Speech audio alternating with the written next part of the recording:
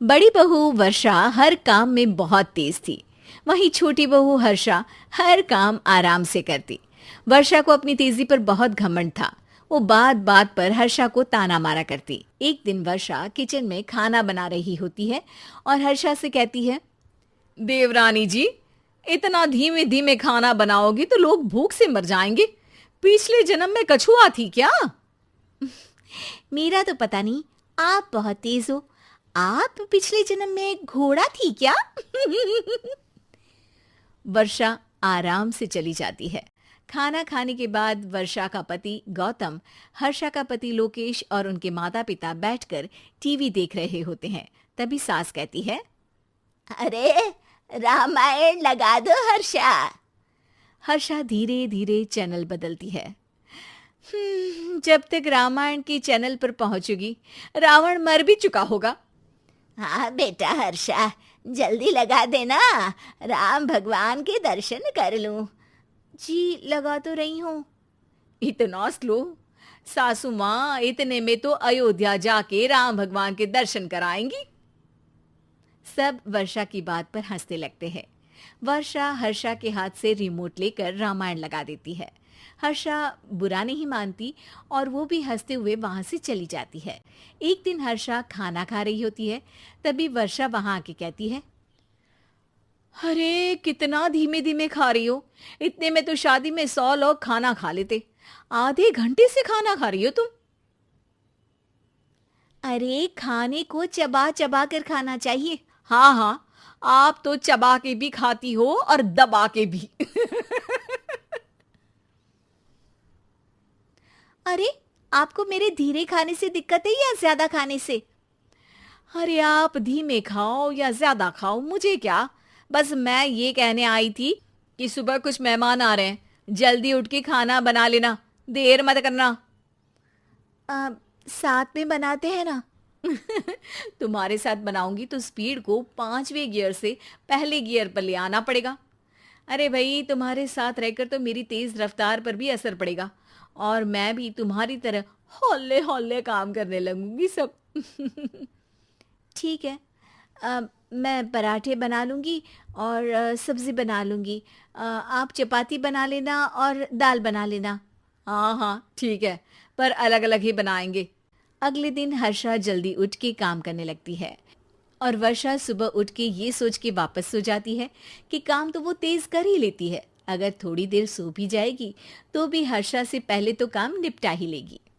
हर्षा बेटा, आज भगवान के लिए थोड़ा जल्दी हाथ चलाना। हाँ, मेहमान आने ही वाले हैं। जी हाँ माँ, आटा गूंद लिया है, आलू उबल रहे हैं, पराठे बनाने ही वाली हूँ, फिर सब्जी भी बना लूंगी। इतने में ही वर्षा वहां आ जाती है।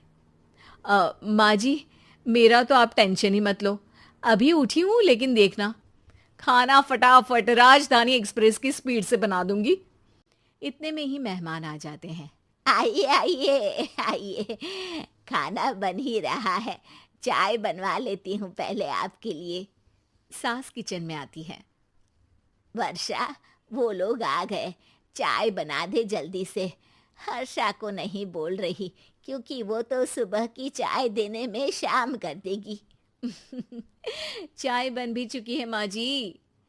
वर्षा तेज ही नहीं, सबसे तेज है। अब चलिए मैं चाय लेकर आती हूँ। वर्षा मेहमानों के सामने चाय लेकर जाती है। ये हमारी बहू है वर्षा, तेज वर्षा कहते हैं इसको। हर काम में इतनी तेजी रखती है जैसे मिल्खा सिंह भाग रहा हो। अरे वाह वाह, फिर तो खाना भी जल्दी मिलेगा हमको। हाँ हाँ, आप चाय नाश्ता खत्म कर लेंगे, उसके पहले ही वर्षा जल्दी से स्वादिष्ट खाना भी लेकर आ जाएगी। वादा तो कर लिया जल्दी खाना देने का। आपकी चपाती भी नहीं बनी और दाल भी नहीं उबली।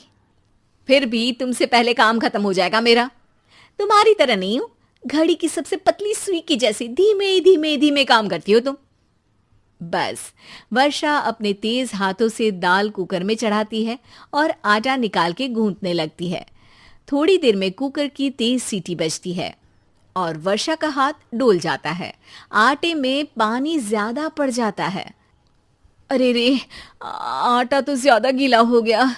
वर्षा जब रोटी बेलने लगी तो एक भी रोटी गोल नहीं बन रही थी। कोई रोटी श्रीलंका के नक्शे जैसी थी तो कोई रोटी ऑस्ट्रेलिया के नक्शे जैसी बनती। वर्षा चिढ़ जाती है। कुकर फिर से जोर से सीटी मारता है। सास बाहर से आवाज देती है। वर्षा बेटा, आज स्पीड थोड़ी कम लग रही है। टाइम और लगने वाला हो तो बता दो बेटा। वर्षा को ये बात सुनकर बहुत बुरा लगता है। वो सोचना भी नहीं चाहती थी कि कभी उसकी तेजी पर कोई सवाल उठेगा। वहीं हर्षा धीमे धीमे अपना काम करती रहती है। वर्षा दाल बनाते वक्त भी इतनी घबरा जाती है कि जल्दबाजी में दाल में नमक ज्यादा गिर जाता है।